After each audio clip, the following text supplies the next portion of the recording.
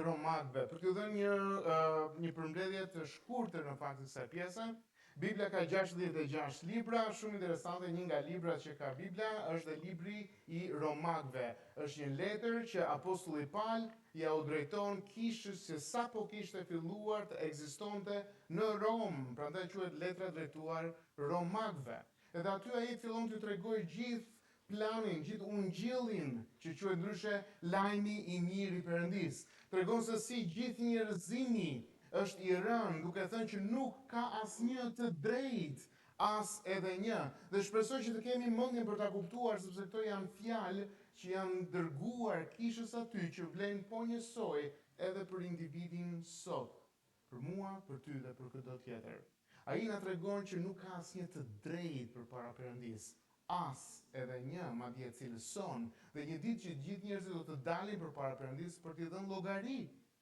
Dhe çështja është, aty do të jesh ti dhe Perëndia. Nuk do të kesh njerëz të tjerë, nuk do të kesh çështje të tjera, nuk mund të justifikohesh dot përpara tij. Çdo gjë do të dalë në dritë. Dhe apostulli Paul na tregon në detaje që gjithë zemërimi i Perëndis derdhet mbi padrejtësinë e njerëzve që shtypin të vërtetën në padrejtësi. Na tregon për gjithë gjërat që ne i quajmë edhe të vogla në jetën tonë, që kanë një peshë të madhe përpara Perëndis. Më pas na tregon që Zoti nuk na la në këtë gjendje, por Perëndia bëri të mundur që shpëtimi të vijë përmes këtij qengji që ne kënduam sot. Vetë Perëndia zbriti dhe u bë njeri për të shpëtuar njeriu, sepse vetë njeriu nuk mundet. Efesianët, ashtu siç e lexoi dhe Edi, na thot që ne jemi të vdekur në faje dhe në mëkate derisa të vijë drita e Krishtit. Na tregon që Perëndia në dashurinë e tij dërgoi birin, që kushdo që beson në birin të ketë jetën e përjetshme në Perëndin. Tani ti mund ta dëgjosh, dy persona e dëgjojnë këtë mesazh, njëri reagon, tjetri thot njësoj si lajmet e tjera që dëgjojnë për ditë. Në fakt këto janë fjalë jete, kështu kanë qenë gjithmonë dhe vazhdojnë të jetë. Dhe një ditë kur do të dalësh përpara Perëndis, do të jepet llogari sepse ke dëgjuar lajmin e Perëndis dhe ke anashkaluar duke mos e konsideruar lajm perëndie, por si lajm të thjesht njerëzor. Interesante është që fjala e Perëndis na tregon që ata që besojnë në Krishtin, Zoti jo vetëm i fal, thot Bibla, por ju jep drejtësinë, i bën të drejtë, sepse nuk është çështje zeroje, okay, u zeruan mëkatet e mia. Ideja është që përpara Perëndis nuk mund të jesh dot neutral, por duhet të jesh i drejtë, sepse Zoti është i drejtë. Një nga atributet e karakterit të Zotit është drejtësia, njësoj siç është atributi i Perëndis edhe dashuria. Dhe dashuria dhe drejtësia nuk mund të hanë apo eliminojnë njëra tjetrën, po duhet të përmbushen. Dhe prandaj Perëndia dërgoi birin e tij, sakrificën më të madhe. Kur Zoti na dha birin, thot fjala e Zotit, çfarë tjetër nuk mund na jap. Dashuria u përsos në këtë pjesë, u tregua e përsosur në këtë pjesë, që Zoti dha birin. Po drejtësia si bëhet? Sepse biri pagoi për mëkatin tënd.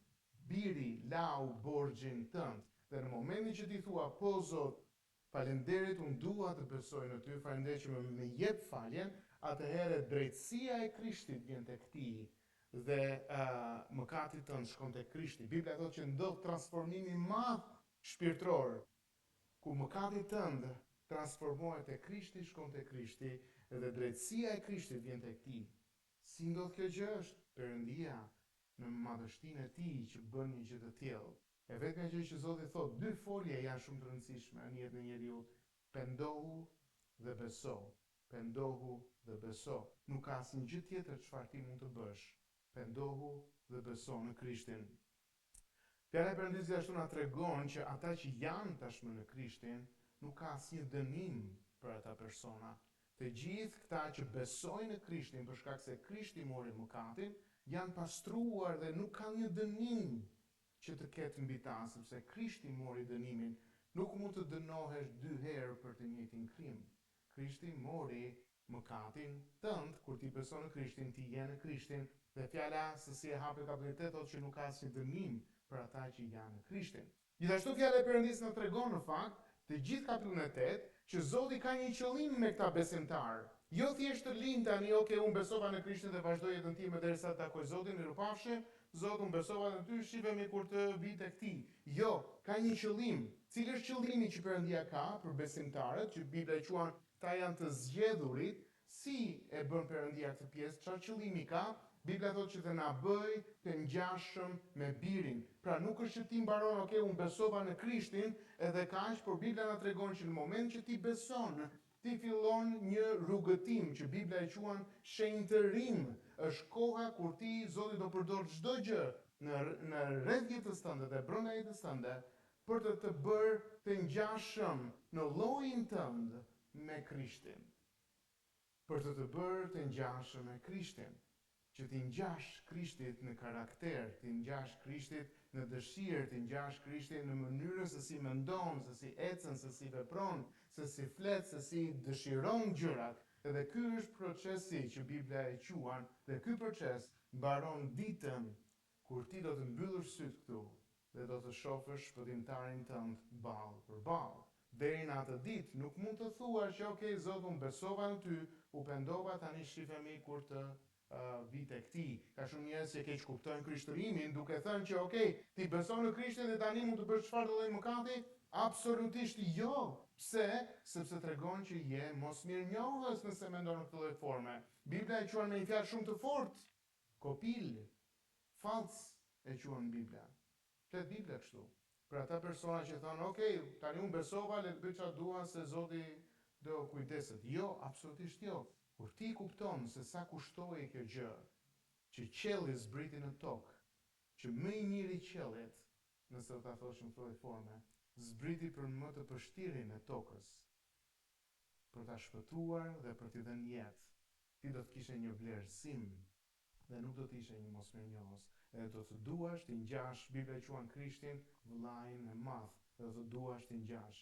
Dhe Zoti na thot një fjalë shumë interesante po te kapitulli 8, përpara se të thojmë te 9, na thot kështu. Të gjitha këta persona që besuan në Krishtin, Bibla na tregon një seri emrash që janë shumë të rëndësishëm. Na thot që Zoti i paranjohu, i paracaktoi, i thirri, dakord? I drejtësoi dhe do t'i përlëvdoi, dhe i përlëvdoi, na thot aty, na tregon gjithë procesin e madh të jetës së njeriu. Që do të thotë ti nuk ishe ti thjesht që zgjodhe Zotin. Por Bibla na thot si do të Jezusi, nuk më zgjodhët ju mua, por unë ju zgjodha ju.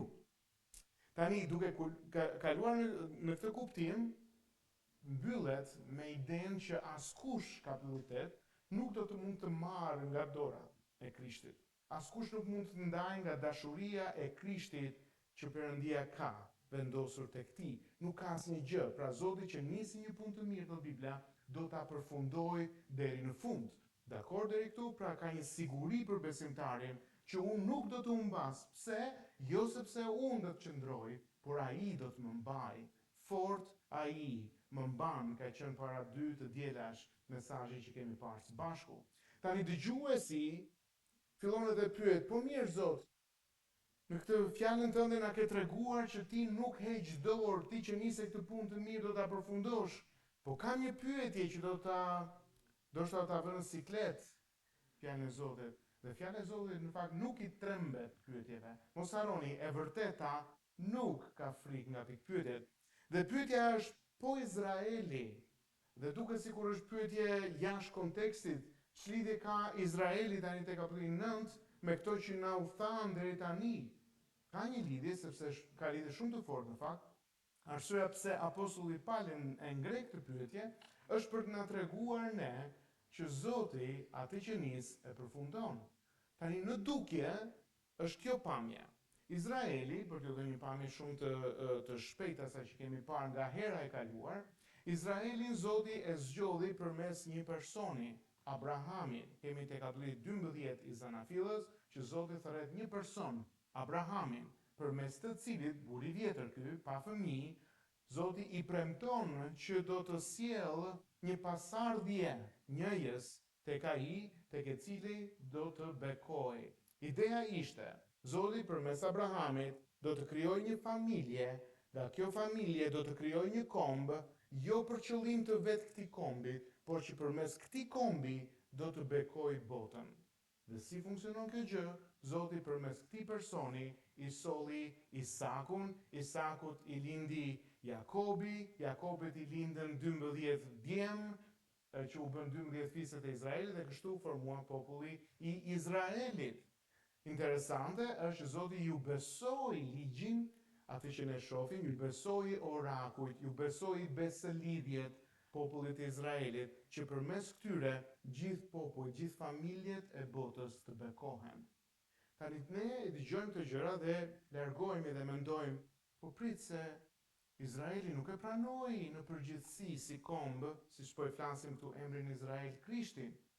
Po, edhe ne pam radhën e parë që për shkak të kësaj gjëje, ishte thënë shumë kohë më përpara që tek ligji i përtërir, që nëse nuk do të pranohet Krishti, do të vi një komb, dhe ishte parathënë për popullin e Romës, për romakët, që do të vi, do të shkatrojë, dhe kemi faktet historike se si ndodhi në shekullin e parë dhe në vitet 70, po edhe në vitet 100, se si u shkatrua komplet, se si u ndrua embri nga Izrael në Palestinë, nga perandori Adrian, i shpërndau në gjithë cepat e botës, mbretëri kanë ardhur, mbretëri kanë ikur, por ky popull qëndroi i vogël gjithmonë në pikë të perit e të ndryshe, por asnjëherë nuk u koput plotësisht. Interesant ishte shumë e madhe, sidomos në pas luftës së dytë botërore, kur u shpall shteti i Izraelit. Të gjitha këto mbretëri që kishin ardhur dhe kishin thënë që do ta shkatrojmë, nuk arritën dot. Këto mbretëri të fuqishme, Roma, Babilonia më përpara, shumë perandori të fuqishme, asnjëra prej tyre nuk ekziston sot. Ai popull i vogël që u dyk sikur do të ishte e lehtë për të shtypur, vazhdon të jetë. Dhe çështja është, po mirë, a ka hequr dorë Zoti nga Izraeli? Fjala Izrael në çdo periudhë kohe ka shkaktuar një ndjesi të çuditshme. Nëse do të flasim sot në lidhje me një komb, për shembull le të themi holandezët, meqense kemi ca holandezë, apo australianët, mund të ketë ca mendime të ndryshme, por sa herë në çdo lloj brezi flitet emri Izrael, ngjan del një lloj reaksioni në brendësi ose në grup. Një reaksion pozitiv apo negativ. Edhe fillon dhe hapet debate në çdo cep të botës, si ka mundësi një vend kaq i vogël, pak më i madh se Shqipëria, në gjithë të glob, gjithmonë krijon një lloj shije të tillë. Tani autori te kapitulli 9, që pam radhën e parë, 6 vargjet e para, po na tregon që ai vet ishte hebre. Zoti nuk ka hequr dorë, thot, nga populli i Izraelit, dhe tani te ky kapitull fillon të na shpjegoj pak se si është kjo puna e Izraelit. Edhe keni nuk e di nëse keni marrë broshurat e sotme, por keni pasazhin aty dhe unë jam përpjekur në fakt që në çdo flet të broshurës të mund të keni një përmbledhje të pikave, edhe në mënyrë që ta kuptoni pak më qartë, dhe nëse dëshironi mund të mbani edhe pak shënim. Edhe thot kështu, nga vargu 6 deri 13, thot: por kjo nuk do të thotë se ka rënë poshtë fjala e Perëndis. Pra, nuk do të thotë që për shkak se duket sikur hebrejt nuk besojnë tani, ka rënë poshtë Zoti, humbi betejën me ta. Kjo është ideja. Sepse jo të gjithë ata prej Izraelit janë vetë këta Izrael. Dhe as sepse janë pasardhja e Abrahamit, janë të gjithë fëmijët të tij.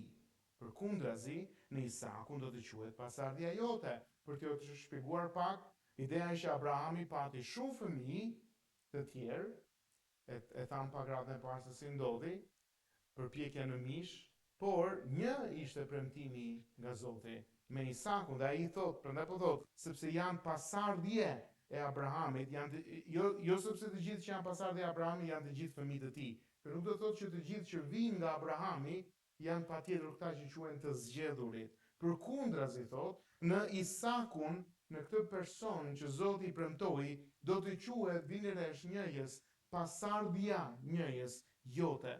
Kjo do të thotë se nuk janë fëmijët e mishit në kuptimin e njerëzor, unë vi për shkak të kësaj tradite, këta janë fëmijët e Perëndis. Jo, por fëmijët e premtimit, ata që Zoti ka premtuar, llogariten për pasardhje.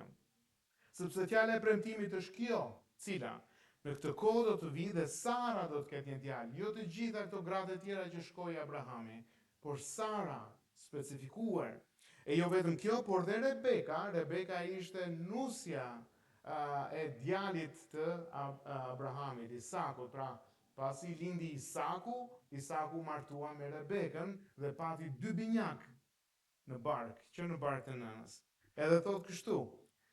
E jo vetëm kjo, por dhe Rebekës, pra grua së Isakut, kur u ngjiz për një buri, Isakut, atit ton, se akoma pa lindur binjakët, kishte binjak brenda 2 djem, dhe pa bërë diçka të mirë apo të keqe këta të 2 brenda, okay? Që të mbetej qëllimi Perëndis sipas zgjedhjes, që është Zoti që zgjedh, pra jo prej veprash, por prej atij që thërret, jo nga veprat e njerëzve, por prej atij që thërret, ju tha asaj, më i madhi do t'i shërbej më të voglit, ashtu siç është shkruar, Jakobin, dëgjoj të pak si thot Zoti.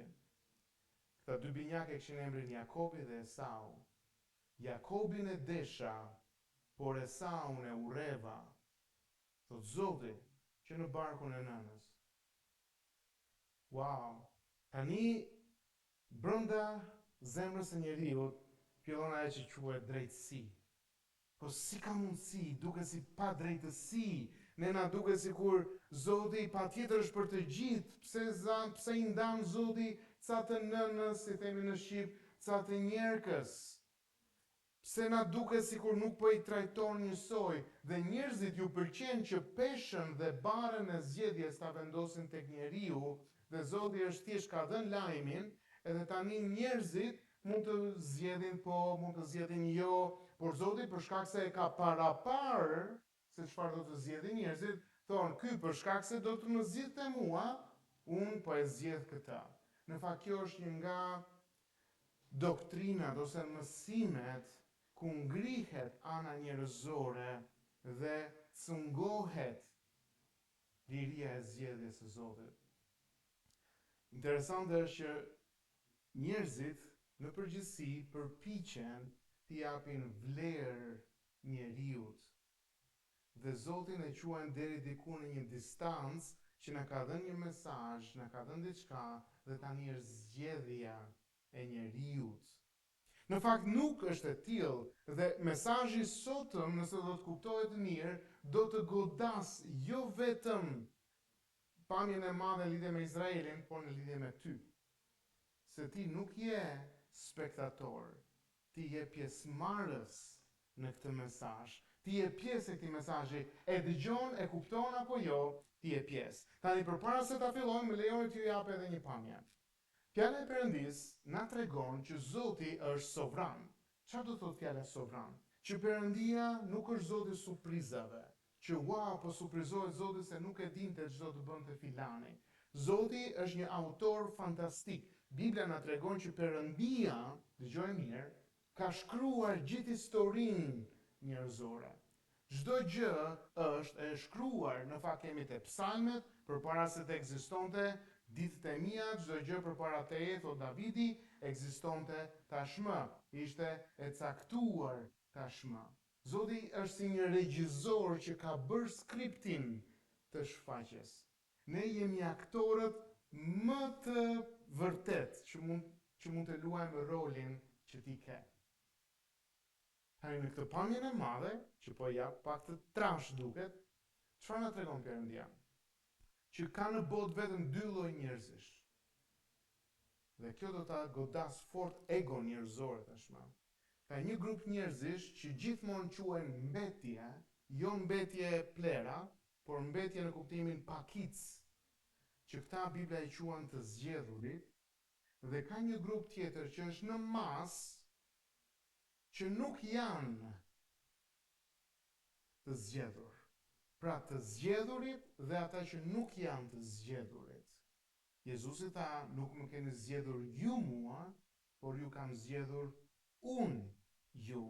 Dhe ky pasazh që po shohim sot është një nga tekstet më të thella dhe më sfiduese të Biblës. Dhe arsyeja sepse tronditet, dëgjoj mirë, koncepti njerëzor mbi drejtsinë, meritën dhe shpëtimin.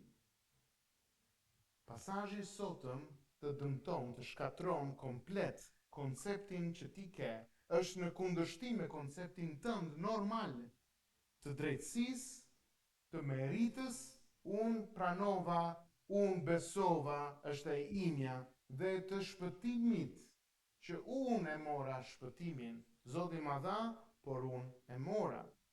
Në fakt Pali pasi ka shprehur një dhimbje të thellë për situatën e Izraelit në vargjet 1-5 dhe pamrat e parë, për shkak se nuk po sheh që brendë besojnë në Zotin Jezus, ngrej një pyetje ku sfidohet, dëgjoj mirë, karakteri i Perëndis. Pyetja që bën Pali sfidon tek njerëzit karakterin e Zotit. Edhe thot, a ka dështuar fjala e Zotit? A mund të dështoj Perëndia? Ka dështuar fjala e Zotit? Dhe nuk ka frikë Pali të ngrej një pyetje të tillë. Në pamje të parë duket sikur po. Ka dështuar sepse Izraeli nuk po ecën, nuk po beson në Perëndin. Izraeli është populli i zgjedhur, na ka thënë më përpara. Ju është dhënë beslidhja, ligji, premtimet dhe prej tyre erdhi vetë Krishti. Dakor? Por çfarë po ndodh? Shumica e Izraelit nuk besoi te Krishti, pra që ka zgjedhje njerëzore dhe Zoti duket sikur ka dështuar. Por mos harroni, nëse Perëndia premton dhe nuk e përmbush, atëherë ai nuk është besnik. Është i pabes t'ja besosh fjalën. Dëgjoj se fjalë forte këto, ha? Nëse Zoti ka dhënë një fjalë dhe nuk arrin ta përmbush, Perëndia nuk është i aftë ose nuk është besnik që ta marrë të gjë.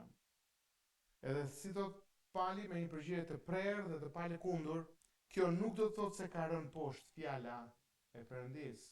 Dhe tani ai fillon na e shpjegon. Kjo është pika ku njerëzit godasin për shkak se ju preket uni shkrimin. Nuk bien dakord atë ndryshe me shkrimin. Problemi nuk është me Perëndin, por me mënyrën se si njerëzit e kanë kuptuar fjalën populli i Zotit. Këtu fillon përplasja e madhe dhe ai thotë shumë qartë, jo çdo izraelit është Izrael i vërtet. Nga kjo dalin 3 të vërteta të mëdha që i keni tek fletët aty. Kur para se të shohim të vërtetat e mëdha, le t'ju jap një pamje të vogël për këtë punë. Juda, Bibla na tregon, vetë Jezusi na tregon për Judën që e tradhtoi që ishte bir i humbjes. Kemi një personazh tjetër në Bibël që ishte pa emër, Bibla nuk i vendos emrin, që i quan i pasuri dhe Lazari, ishin 2 personazhe, Lazari ishte besimtar, i pasuri nuk ishte besimtar dhe as emri nuk ja kujton, dhe ai ku shkoi? Shkoi të 2 këta dhe i pasuri dhe Juda, edhe shumë të tjerë shkuan në ferë, thot Bibla. Pra në ferë do të ketë njerëz që janë me prejardhje izraelite. Nuk do të thotë që të gjithë populli i Izraelit, kushdo që ka lindur izraelit, nuk do të shkojë në ferë.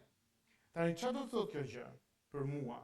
Populli i vërtet i Perëndis nuk është thjesht nga mishi, por është shpirtëror. Është zgjedhjen shpirtërore. Zgjedhja vjen nga Perëndia dhe jo nga njeriu, dhe e treta, Perëndia është sovran në dashuri dhe në zgjedhje. Populli i vërtet i Perëndis është shpirtëror, jo thjesht fizik. Nëse do të merrim një rreth të madh dhe brenda rrethit të madh do të zatojmë një rreth të vogël, ai rreth i vogël do të ishte Izraeli i vërtet dhe rrethi i madh do të ishte Izraeli fizik që ne shohim. Ai po na thotë që brenda Izraelit ekziston një popull i brendshëm, i padukshëm, që është zgjedhur nga Perëndia. Perëndia gjithmonë ka pasur një mbetje, jo mbetje plera, por mbetje një pakic esence që Zoti ka zgjedhur, një grup të vogël njerëzish që janë vërtet të tillët, ndërsa të tjerët kanë qenë vetëm pjesa e jashtme e komunitetit. Mbetje dhe pjesa e jashtme mbushje e komunitetit. Përkatësia fizike nuk garanton përkatësi shpirtërore. Dëgjoj mirë. Çfarë ti i përket fizikisht nuk do të thotë që është edhe shpirtërisht.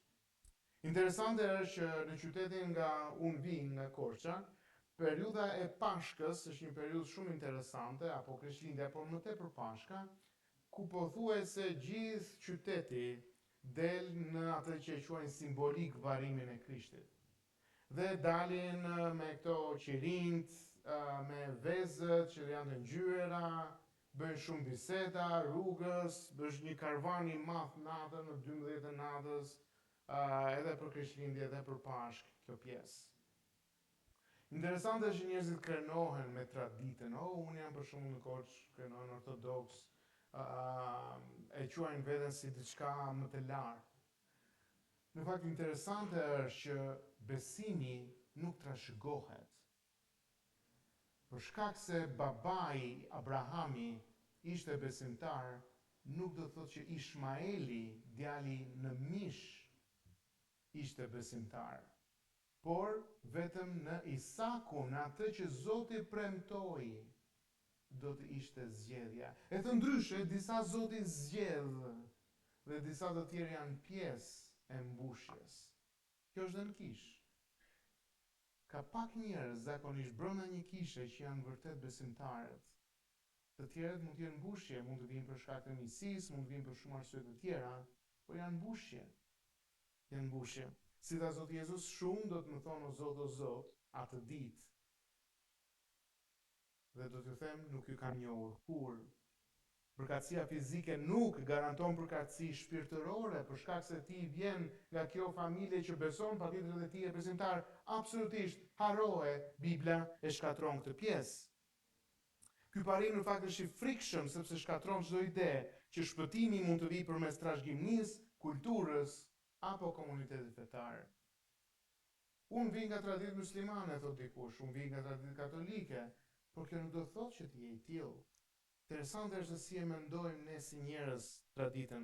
Në fakt nuk ka asgjë më të rrezikshme se njëri që mendon se është në rregull me Perëndin, vetëm sepse është rritur në një ambient krishterë, edhe sidomos për ata që janë në kish besimtar, mes besimtarëve që mendojnë se e dinë Ungjillin, teorikisht po, por praktikisht zemra e tyre nuk ka asnjë lidhje me Perëndin. Abrahami mos harroni kishte shumë bij, përveç Ishmaelit dhe Isakut, pati edhe shumë bij të tjerë në mish. Çfarë do thotë në mish? Nga dëshirat e tij dhe të gruas së tij. Por vetëm njëri prej tyre ishte biri i premtimit. Ishmaeli ishte rezultati i përpjekjes njerëzore për të arritur Zotin. Edhe sot e kësaj dite, pasardhja e Ishmaelit është simbolik e përpjekjes njerëzore për të arritur Zotin. Isaku ishte rezultati i premtimit hyjnor, një lindje pa menduar dhe pa mundur nga njerëzit, pse gruaja 90 vjeçe, burri 100 vjeç, na lind një djalë premtimi, Isakun. Nuk ishte zgjedhje e bazuar në cilësi njerëzore. U mendua për cilësi njerëzore Ishmaeli, por nuk doli i tillë. Por ishte në qëllimin e Zotit. Zgjedhja e Zotit është një mrekulli e hirit dhe mëshirës, jo produkti i natyrës dhe përpjekjeve njerëzore. Interesante është, imagjinojmë pak Adamin, dy djemtë e tij që na tregojnë, dhe ai pati shumë bij të tjera dhe bija. Por Kaini dhe Abeli janë dy personazhet që njohim më mirë në një ngjarje që ka ndodhur. Njëri e donte Perëndin, besimtar i vërtet. Kaini arrogant, dëgjoi zërin e Perëndis, u përball me Zotin, disa herë nuk janë ndjeu fare. Njerëzit thonë, po ja, sikur të më shfaqe Zoti mua, unë do ta kisha besuar. Hape Biblën, hape shkrimin, dhe do të shohësh që nuk ka të bëj fare kjo pjesë. Nuk do të thotë që e pe me sy dhe do ta besosh. Kaini e dëgjoi qarta zërin e Zotit, e binte kush ishte Perëndia, e dëgjonte Perëndin, zërin e tij, dhe as nuk ja bëri syri tër, e themi në gjuhën praktike shqipe. Nuk ja ndjeu fare për Zotin, Perëndin e universit që dhe demonët driten, edhe gjithë qielli dhe toka dritet përpara tij. Kainit, djalit të Adamit, as nuk ja ndjeu fare për Perëndin. Një zemër tërësisht e ngurtë. Kemi Noeun, që po ashtu na tregon të njëjtën histori. Kemi Davidin, që po ashtu ka të njëjtën histori, jo patjetër që ke lindur në një familje besimtarësh, do thotë që ti je besimtar. Je i bekuar sepse ke lajmin e Perëndisë aty, por kjo nuk do të thotë që ti je besimtar. Jezusi vet, unë e përmenda pak më sipër para lajmëroi që jo të gjithë që më thonë o Zot, do të quhen. Gjoni na tregon te kapitulli i parë që bijtë e Perëndisë nuk lindin nga gjaku, nga mishi për shkak të prejardhjes, nuk lindin nga vullneti i njeriut, nga vullneti i burrit. Çfarë do thotë? Unë zgjedh, e thot shumë qartë aty. Nuk lind ai që lind nga Perëndia nga vullneti. Kam vullnet unë dhe nga vullneti im unë do të arrit te Perëndia dhe nuk dorëzohem, unë do ta njoh Zotin. Nuk është e tillë. E shkatron fjala e Perëndisë një koncept të tillë. Por thot, ata që kanë lindur nga Perëndia. E përmendi dhe Edi, në fakt, Efesianët, kur ato që ishin të vdekur, dhe e tha shumë bukur atë idenë e vdekjes dhe jetës. Është një personazh tjetër në Bibël, në dhjetën e vjetër, quhet Ezekieli. Zoti e merr Ezekielin, ishte një profet, dhe e çon në një lugin ku nuk ishte gjë tjetër, veçse ushtri e shkatruar shumë kohë më përpara, dhe quhet lugina e kockave të thata. Kocka njerëzish të thata. Do kuptimin të për shumë vitesh të tretura vetëm kocka. Imagjino pak, i bën një shëtitje Ezekieli, nuk ishte i gëzuar, nuk ishte ambient i gëzuar, ishte shumë i trishtueshëm për Ezekielin të ishte në atë ambient. Vetëm kocka, domthon kafka, kocka njerëzish. Edhe Zoti i bën një pyetje pasi shëtit mirë gjithë ambientin. Thot, a beson që mund të marrin një jetë këto? Edhe Ezekieli thot, ti e di o Zot. Edhe Perëndia i dëshmon Ezekielit, e keni në Bibël, se si Zoti bën, Zoti flet, dhe këto koska pak më vonë në pasazh na krijohet një ushtri e madhe. Edhe gjithë ideja është, koska nuk mund të zgjedh, ato koska nuk mund të zgjidhnin Perëndin, ato ishin të vdekura.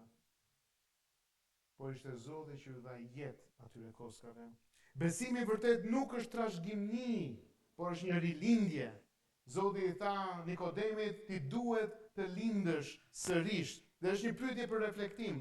A është besimi yt personal një identitet i jashtëm apo një realitet i brendshëm? A vërtet po beson te Perëndia apo thjesht ke njohuri? Kush është e vërteta e dytë? Shpëtimi varet nga zgjedhja sovrane e Perëndisë, jo nga njeriu. Tani le ta shkatrojmë pak konceptin njerëzor, do ta kemi jo të lehtë në atë që na tregon fjala e Zotit. Pali nuk mjaftohet duke thënë se jo të gjithë që janë Izrael, por shpjegon dhe pse, sepse shpëtimi nuk varet nga njeriu, por nga Zoti, po thot ai. Shembulli i Jakobit dhe Esaut që na godet një çik në veshin ton. Si thoshte, e desha Jakobin, e urreva Esaun, ai jep dy folje prej të kundërta. Po a uren Zoti njeriu? Bibla na tregon që po. Mos u bëj shpejt të thuash jo. Bibla na tregon që po. Kemi shembullin shumë themelor. Të dy ishin bij nga të njëjtin prindër, të lindur në të njëjtën kohë, në të njëjtin ambient. Madje Esau ishte i parë linduri që normalisht në traditën që ishte krijuar, duhet të ishte ai që kishte dhe privilegjin e madh. Bibla thot, jo, nuk funksionon kështu. Nëse do të kishte në një vend për merit njerëzore, ky rast do të ishte rasti ideal. Prandaj nuk është i pamend palje, shumë i zgjuar që merr një shembull të tillë. Se ata që lindin pa bërë as të mirë apo të keqe, Zoti zgjodhi. Zgjedhja e Zotit u bë, para se ata të bëjnë diçka të mirë apo të keqe, thot aty. Jo e bazuar në dijen e Zotit, që Zoti e dinte që Jakobi do besonte dhe Esau nuk do besonte. Pse? Se vargu 12, prandaj duhet parë Biblia fort edhe mirë, sepse fjala e Zotit na është ajo që na tregon të vërtetën. Vargu 12 na tregon këtë gjë. Pse Zoti nuk e parapa edhe zgjodhi në bazë të zgjedhjes së këtyre? Jo nga vepra, na thot vargu 12, por nga ai që thërret. Pra Zoti nuk zgjodhi nga vepra, që ky do të bënte ca vepra në të ardhmen, dhe Zoti për shkak se e di të ardhmen, zgjodhi këtë që ky do të bënte. E dinte Zoti që Jakobi do të ishte njeri i mirë, e thënë në fjalë popullore, dhe Esau nuk do të ishte person i mirë. Dhe për shkak se Zoti e dinte zgjedhjen e tyre, Zoti vendosi që ta zgjidhte këtë që do të bënte mirë. Ky rast është shumë themelor për të na shkatruar këtë ide. Jo nga vepra e kujt? Jo nga vepra e çfarë do të bënte Jakobi apo Esau, por nga ai që thërret,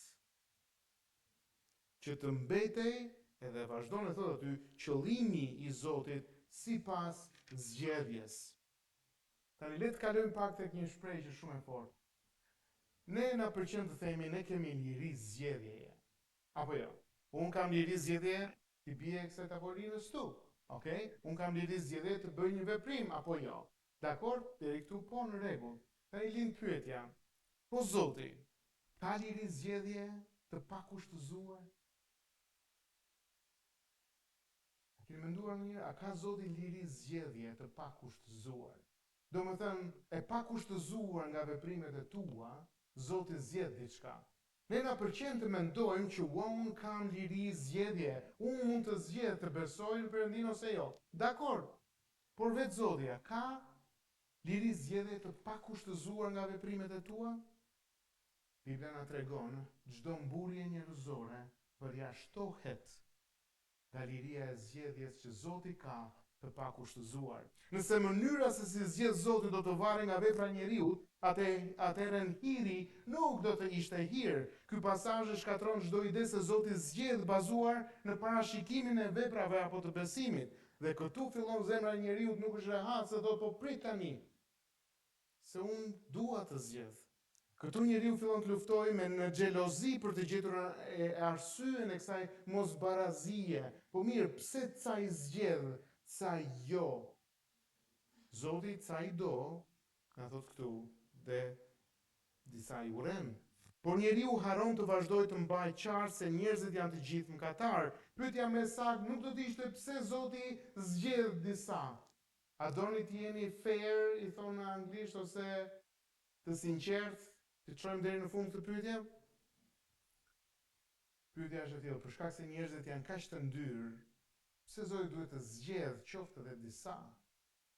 Ne bëjmë pyetjen, pse Zoti zgjedh disa dhe disa nuk i zgjedh? Pyetja më e mirë dhe më ndershme do të ishte, po si ka mundësi, pse Zoti arrin të zgjedhë edhe këta pak që zgjedh, por xhelozia e brendshme e njeriut, e stabilizuar në brendësinë e njeriut, që thot, po pse nuk ka barazi? A do barazi? Nuk do doje barazi. Se po të ishte barazi, askush nuk do të meritonte asnjë. Njeriu është i vdekur, thoshte tek Efesianët, jo i sëmur, që disa pjesë ka dhe vetë njeriu dhe shumicën e ka Zoti. Sepse njeriu është i vdekur.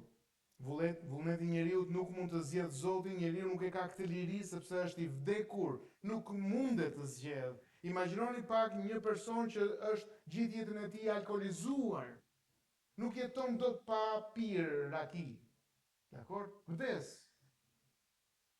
Edhe në traditat e vjetra hidhnin raki, vinin shishet e vari apo hidhnin raki. Mendimin që do pinte ky. As s'ja ndjen fare për rakin. As s'ja ndjen fare për rakin kur ka vdekur. Pse? Sepse është komplet jashtë këtij dimensioni.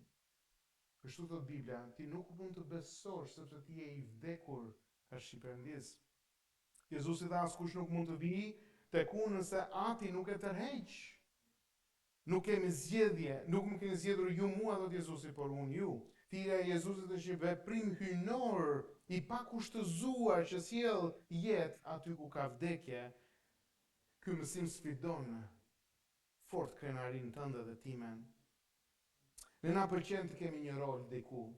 Shpëtimi është nga fillimi deri në fund vepër e Zotit. Jakobin e desha, Esaun e urreva. Nuk po flet për emocione hyjnore, po për një zgjedhje hyjnore. Hiri dhe mëshira e Zotit nuk është një përgjigje ndaj njeriut. Mos është njeri i mirë dhe do t'i jap faljen.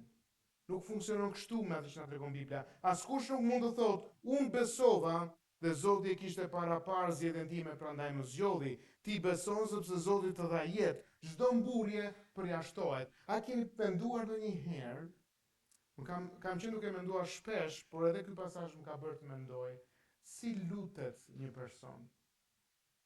Imagjinoni pak dy lloj lutjesh.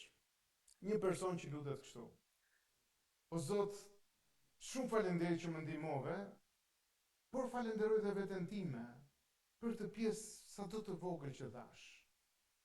Zot, ti kishe 99.99%, po edhe vetja ime u mundova dhe unë pagës. Nuk funksionon, të stonon. Imagjino pak sikur Zoti isha i mësuesi që të vër 4 apo të vër 5. Edhe thot, po ti bëj një çik përpjekje o burr, edhe ti shkruan emrin të paktën te fleta, edhe pyetjet të paktën, pa ju dhënë një përgjigje, edhe në mëshirën e madhe mësuesi vendos një 4.5 që ti ta kalosh. Nuk funksionon kështu me Perëndin. Është e gjitha dhuratë e Zotit që askush të mos mburret. Keni dëgjuar pak, mbajmë në kohën time, por besoj që vazhdon të jetë një traditë interesante, kur nuk e merr provimin, ti thua nuk ma dha. Kur e merr, ti thua e mora. Kur e merr nuk thua ma dha, po thua e mora. Kur nuk e merr provimin, ti nuk thua nuk e mora, por nuk ma dha. Pavarësisht se mund të ishte kungull të ngrinte dhe kungull të pëlqisje, prapë ti të thoje nuk ma dha. A e kuptoni që është në genin e njeriu që të kërkojë qoftë edhe një fije të vogël mburje. Stonon ti thuash Zotit, të falenderoj shumë, po falenderoj shumë dhe veten time për atë pjesën e vogël. Stonon fuqishëm. Dhe kjo na lë duar bosh përpara Perëndis, kur Zoti të zgjedh. Po cila është e vërteta e tretë që keni aty? Është qëllimi përfundimtar. Zoti është sovran. Fjala sovran që është në kontroll, në dashuri dhe në zgjedhje. Ky mësim nuk është thjesht një diskutim, hajde të flasim për gjëra filozofike, por ka një qëllim të madh, lavdinë e Perëndis dhe sigurinë që besimtari ka deri në fund. Çdo gjë që Zoti e bën, nuk e bën për ty. E bën për nderin dhe për lavdinë e tij. Shpëtimi nuk është thjesht për lumturinë e njeriu, por për të shfaqur mëshirën e Perëndis. Ky mësim nuk e bën thjesht njeriu të hesht dhe Zoti të lavdrohet, por e bën me të vërtetë që njeriu të hesht dhe Perëndia të lavdrohet dhe i jep siguri. Fort ai më mban. Kur ti e ke një zemër vërtet që do të besosh në Perëndin, ke një siguri tek ai. Edhe kur të dështojë Zot, fort ti do më mbash. Nëse do të ishte në aspektin njerëzor, askush prej Biblës, personazheve që kemi aty, nuk do të mund të t'ja dilte. Po çfarë është reagimi një personi kur me sinqeritet e kupton këtë pjesë që Zoti zgjedh një pjesë? Reagimi më i mirë është prullësi. Jo të ngresh kokën dhe të shofësh të tjerët, po ja, këta të tjerë pse nuk janë zgjedhur? E di kush është reagimi? Një prullësi, kur nuk e çfarë të krenohesh. Edhe ashtu si ai mëkatari që thot Zoti Jezus duke rrahur gjoksin, thoshte Zot, ki mëshirë për mua, sepse ti e di që nuk ka asnjë gjë të mirë tek unë. Një falënderim, jo indiferencë shpirtërore, por një falënderim komplet nga shpirti, kur ti nuk arrin dot të artikulosh ato që shpirti yt i thot Perëndis falënderit. Kur një besim i plot nuk ka frikë se do të humbas, por përkundrazi do të forcohet për shkak se fort ai të mban. Dhe bën dhe një gjë tjetër. Bën një ungjillizim të zjarrt. Çfarë do thotë kjo gjë? Ti e di që Zoti ka njerëz, si i tha tek Veprat e Apostujve Zoti paljet. E ranë në një qytet e dekurajuan shumë në një qytet dhe Zoti i thot palit në ëndër. I thot që, hey, kam dhe njerëz në këtë qytet. Domethënë mos u dekurajohet ndryshe. Vazhdo se kam një zgjedhje, kam një mbetje. Zoti në çdo kohë, në çdo vend ka pasur një mbetje. Edhe njerë jo mbetje negative, por një grup të vogël. Si do ta gjej unë kush janë? Nuk e kanë të shkruar në ballë, nuk kanë brirë, duke ndarë ungjillin, duke treguar dhe duke i lutur fort Perëndis, sepse lutja është mjeti për të arrirë qëllimin që Zoti ka. Dhe si përfundim në fakt, kupto disa pika, Zoti është besnik. Ai nuk do ta lërë në gjysmë atë që ka nisur. Shpëtimi është plotësisht nga hiri dhe plotësisht, jo shumicë, por plotësisht. Dhe qëllimi është lavdia e Zotit.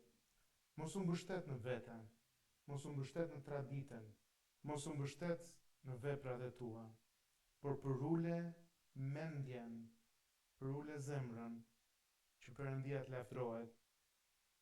Tek Romakët, kapitulli 11, vargu 36, na thot një pasazh të tillë. Dëgjojeni mirë. Flet për Krishtin. Sepse prej tij, do ta zvendësoj që ta kuptojmë saktë, sepse prej Krishtit, me anë të Krishtit, për Krishtin janë të gjitha gjërat. Krishtit i qoftë lavdi për jetë. Amen. Çfarë do të thotë kjo pjesë për ty? Çfarë do të thotë për mua? Kur ti dëgjon këtë gjëra, ka dy lloj reagimesh. Ose një reagim si Kaini, më lë rahat, ose një reagim plot për urësi, dhe thon Zot, të lutem, më shpëto. Kam nevojë për ty. Dhe të lutemi.